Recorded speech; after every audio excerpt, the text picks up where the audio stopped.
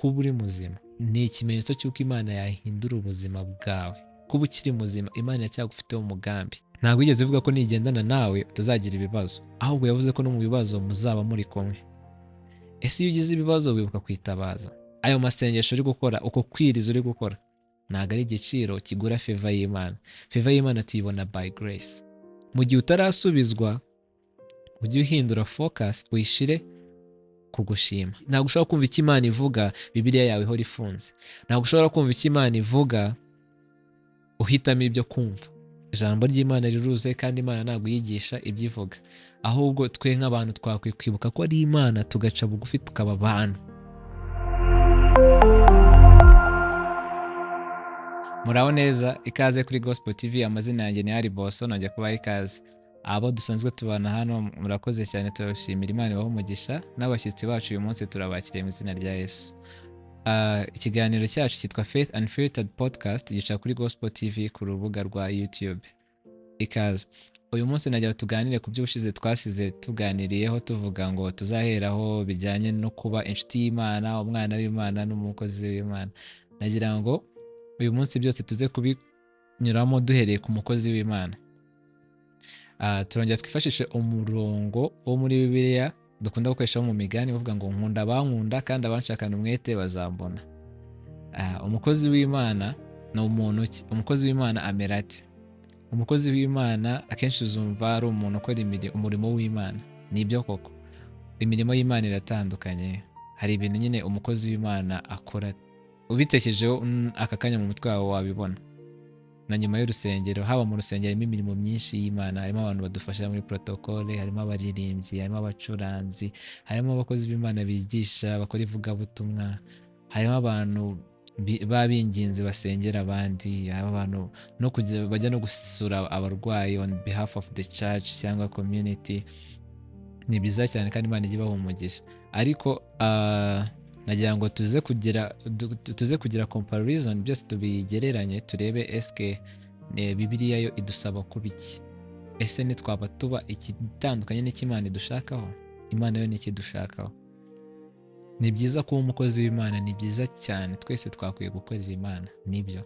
Ariko habaho abantu tuzi mu nkuru za Bibiliya babaye inshuti z'Imana. Harimo n'abantu Imana yo yivugiraga ikavuga ati kanaka. Unyine ukumva imutandukanije n'abandi. Ese birashoboka muri ino si ya none? Ese birashoboka ko wagirana umubano n'Imana ukaba inshuti n'Imana? Nabyo birashoboka cyane. Nagira ngo uyu munsi tuze kuhibanda cyane kuba inshuti n'Imana. Kuba umukozi w'Imana ni byiza, ariko inshuti y'Imana imera gute?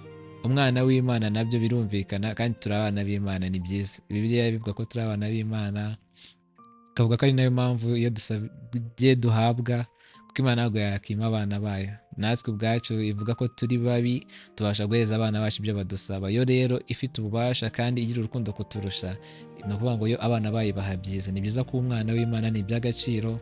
No kuba umukozi w'Imana ni byiza kubera ko bigira igihembo. Ariko habaho n'ubushuti n'Imana, ukarenga hahandi ho kuvuga ngo ngewe I'm serving in the church, ahubwo ngiye kuba inshuti n'Imana. Inshuti y'Imana rero imera gute?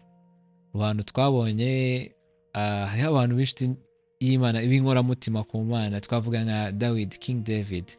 Yari umuntu Imana yaramukundaga cyane. Ntaho kindi kintu yaturushaga kindi bijyanye no kuvuga wenda mu buryo bwo gukora ibyaha, kuko ari mu bantu ibyaha bye biri recorded. Ari mu bantu nyine ibyaha bye turabizi, bavuga nyine yakoze ibyaha, harimo fornication, harimo ibyaha bitandukanye barabivuga. Ariko se yabaye inshuti n'Imana gute kandi ari umunyabyaha?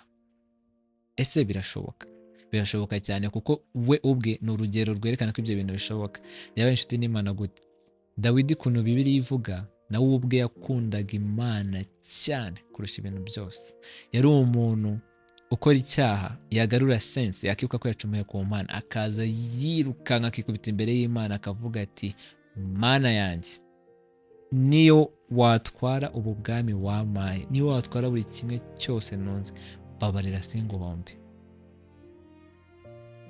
Ari naryo tandukaniro riri hagati ye n'abandi bami benshi bagendanye n'Imana, aho usanga urukundo rwo gukunda iby'isi rubakura ku Mana cyane. Ugasanga umuntu akunda Imana, yego arayikorera, yego, ariko iyo bigeze gukompara n'ibyo atunze cyangwa ashaka yifuza, umutima wifuza cyangwa umubiri, ugasanga Imana ayigabanyije ka gaciro ifite, akayirutisha bya bindi umutima we ushaka bidafite ikintu bimaze, akenshi binaturuka ku Mana y'ubwayo iduhereza. Ariko Dawidi yari azi gutakamba akagumana isoko ya bya bindi byose akeneye, kuko ku isoko niho biva. Wikunda Imana kubera ibyo iguha, wikunda Imana kubera ko ikugirira neza. No mu gihe cy'akababaro, no mu gihe kibabaje, shima Imana kuko yahereye kera ikora. Urabizi mu buzima bwawe ni ibintu urebesha amaso ukabibona ko Imana yaragukunze, yakwitayeho, no kuba ukiri muzima aka kanya, regardless y'uko ubuzima bugufasha. Ushobora kuba ubabaye, ushobora kuba ufite umutima umenetse aka kanya uri kureba iyi video, ariko kuba uri muzima ni ikimenyetso cy'uko Imana yahindura ubuzima bwawe. Kuba ukiri muzima, Imana yacyagufiteho umugambi. Hari ibintu hano ku isi bitararangira mu buzima bwawe kugira ngo ikujyane.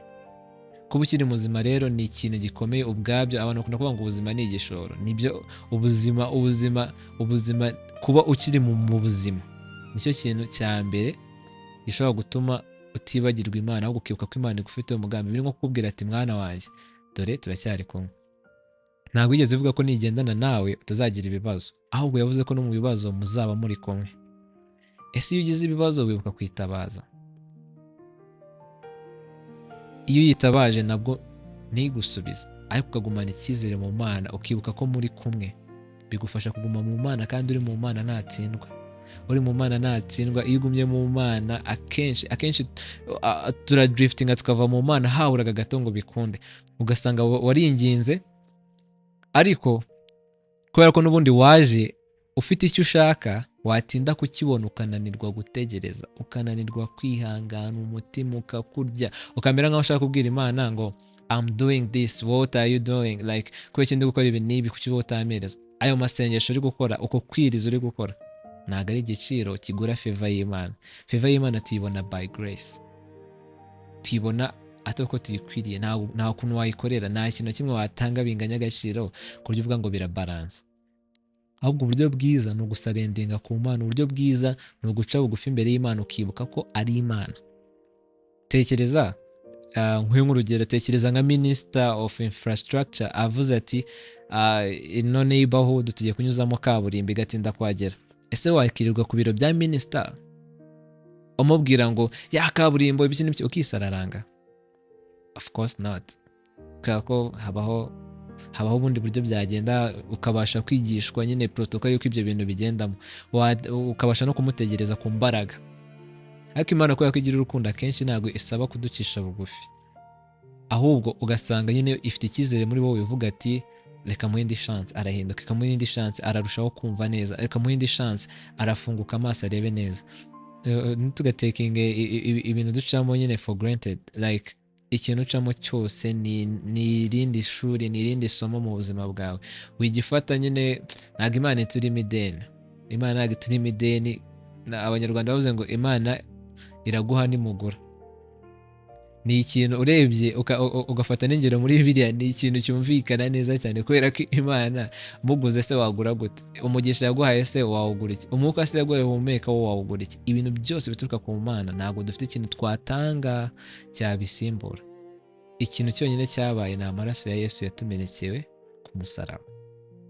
Ako gaciro ntukabyibagirwe. Igihe cyose uri muzima, ujye ubwira Imana ati mbona ufunguye imiryango y'abandi, ariko ndabizi ko nanjye unkunda, ariko ntuve ku Mana.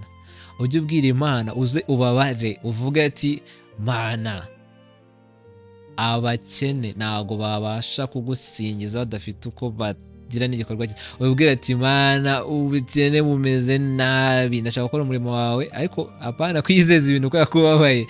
Ni kuguha urugero rw'ukuntu ushobora gufunguka ukabwira Imana, ukayibera honest, ukavuga ati Mana, umupfu nagaramye Imana, nyongerera ubuzima. Umupfu nagaramye Imana, nyizi indwara ngukorere. Ukamenya kubwira Imana uko wiyumva, apana kuyitegeka, apana kuyobora mu nzira icamo. Ukaba wabwira Imana ati Mana, ndababaye, nta kintu mfite nabikoraho, nubikora ndagushima, nutabikora ndagushima kubera ko ntabwo bikuraho ko ari Imana. Urugero narwaye rwa minisita, ntabwo wajya kwa minisita guteza akavuyo ngo wa muhanda ntiyawubatse. Kandi utekereze ko minisita ni urwego rwiza runakomeye, tukishimira imirimo myinshi badukorera nk'igihugu, ni byiza, ariko habaho n'izindi nzego ziruta minisita. Kuzamuka ukagenda ukazamuka ukagera kuri president, bihindura noneho n'isura ku buryo ntabwo wajya kwa president ngo bla bla bla bla, ahubwo bigira discipline bicamo, ukaba wakandika leta ukavuga ati ibintu mwatwijeje bigeze he, bakaguha update, kandi nibyo koko bakabikora. Rero n'Imana ntukaze uyikanga, ntukaze uyifatira ibihano. Ntabwo Imana ntabwo ifatira sanctions, ntabwo Imana ubundi Imana ntabwo itubamo ideni, Imana iraduhereza, iraduha koko ntabwo tugura. Rero iyo nta n'indi choice ufite, ariko sinshaka gusenga nk'umuntu udafite choice, ariko wakwiye kuza imbere y'Imana mbere na mbere acknowledging a fact yuko ari Imana. Mbere na mbere nuza imbere y'Imana ujye ubanza utekereze umenye ko ari Imana. Imana yaje kuvugisha Mose, nawe muri ya liste twavugaga y'abantu twakita nk'inshuti z'Imana, yaje kumuvugisha akuramo n'inkweto. Uri kumva Imana?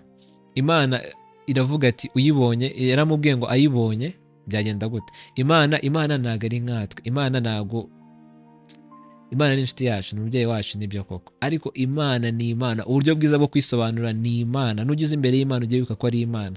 Icyubahiro cyayo ntukakigabanye kubera ko ibyifuzo byawe bitashubijwe. Ibyo no kuba selfish, kuko ntabwo ntekereza ko ubundi se urayisaba iki utanayubaha, urayisaba iki se utayikunze. Iyo se ubundi kuki ushaka kubigukorera utari inshuti yayo, ushaka kubigukorera na relationship mufitanye. Of course nibyo kubera ko Imana igira urukundo, ijya inarenga ikabikora pe, ikanabidukorera tutabikwiriye, turi no mu byaha, ikanakurindiramo. Ariko why? Ese Imana ikurimo irihe deni? Imana ikurimo irihe deni? Kuba uri hano ukaba uri mu buzima ubwabyo wakwiye kuba uri kubishima. Iyo usubije amaso ukareba mu buzima ntiwabura amashimwe mu buzima bwawe. Mu gihe utarasubizwa ujye uhindura focus, uyishire ku gushima.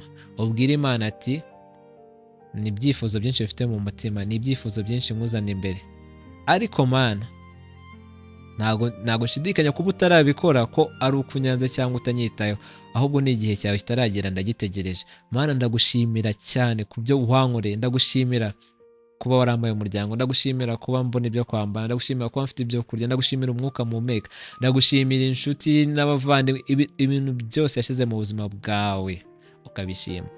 Mu gihe utarasubizwa wige gushima. Ni gute umuntu aba inshuti n'Imana? Twongeye tugaruka kuri wa murongo ngo nkunda abankunda. Aho hantu hambere ugomba guhera. Umuntu ukunda Imana amera gute? Icyo kibazo ukibazeho neza, uze kwicara witonze wibaze se ubundi umuntu ukunda Imana mu by'ukuri uretse ibi bintu ari kuvuga, umuntu ukunda Imana amera ati? Icyo gisubizo nukibona, I pray Holy Spirit ko ayibuze kutuguidinga mu gihe turafata iyo time tukabitekerezaho, ariko wibaze umuntu ukunda Imana amera ati? Umuntu ukunda Imana ntago ayibabaza, umuntu ukunda Imana ntago ayina mu nzira itamushakamo, umuntu ukunda Imana yumva ikivuga. Ko iyo ukunda se buri koko uhora kuri YouTube uri kureba filime ukumva n'ibintu avuga bikagusetsa, ni byiza, ariko se iyo ukunda Imana buriya ntiwakwiye no kumva ikintu ivuga. Ntabwo ushobora kumva icyo Imana ivuga Bibiliya yawe ihora ifunze. Ntabwo ushobora kumva icyo Imana ivuga uhitamo ibyo kumva. Bavuga ijambo ry'Imana ugahitamo ibiryoheye amatwi yawe, bavuga ijambo ry'Imana ugahitamo ibinogeye amatwi yawe, ariko ukibagirwa ko ijambo ry'Imana ryuzuye. n'Imana ivuga ngo ntukagire ikintu ukuramo cyangwa icyo wongeramo. Ijambo ry'Imana riruzuye kandi Imana ntabwo yigisha ibyivuga, ahubwo twe nk'abantu twakwiye kwibuka ko ari Imana tugaca bugufi tukaba abantu. Ba bantu b'Imana ntibaruta Imana, ahubwo we are small people with a big God. Imana niyo turwanira, Imana niyo itugirira neza, Imana niyo itwigisha kubaho ubuzima muri ino si iryana, ibabaza, ikakaye. Imana niyo dutabaza ibintu byakomeye bigahindura isura. Imana niyo iturwanirira, Imana niyo itanga isezerano ikarisohoza kubera ko itabeshya. Nta muntu yahaye isezerano ibeshya. Ibintu byose yavuze turabibona bisohora mu maso. Ibyo yasezeranyije abasogokuruza bacu nta n'umwe wavuye mu buzima atabibonye. Bivuze ngo nta nzira n'imwe bishobora gucamo mu isezerano Imana yatanze rigiye kuba. Rero igihe cyose ukiri muzima Imana igufiteho umugambi, kandi ijambo ry'Imana rivuga ngo ibyo yifuza kutugirira ni byiza. Imana ni nziza, iradukunda, buri munsi tuyikunde cyane. Uko idukunda iravuga ngo nkunda abankunda, uko tuyikunda nayo idukunde, tuyishakane umwete. Ujye ubyuka, sometimes you feel like saying good morning to God, like the only way to do it is through prayer. Don't say good morning. You can do it, but pray. Ubwire Imana ati ndabyutse mubyeyi mwiza, uyu munsi dutangiranye, ugenda imbere yanjye umfashe guhitamo neza, guiding, protect my family. I put my family in your hands. I put everything in your hands.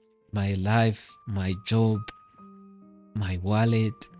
Ubundi ni gute wifuza ko your wallet gets bigger itari mu maboko y'Imana kandi waturuka imigisha? Like wige gushyira ibintu byose mu buzima bw'Imana. Wa muryango washyize mu maboko y'Imana, Imana iragukurindira. Bwa buzima bwawe washyize mu maboko y'Imana, iragukurindira. Kumenya gutrustinga ubushake bw'Imana, kumenya gutrustinga will y'Imana mu buzima bwacu. Imana ibyo dushakaho ni byiza, irabivuga, ni imigambi yo kutugirira neza no kuduha ejo hazaza. Nibyo kandi koko turabizi, ntitubishidikanyaho. Imana ikomeze iduhe umutima wumva, umutima ukomeye. Imana ni nziza cyane.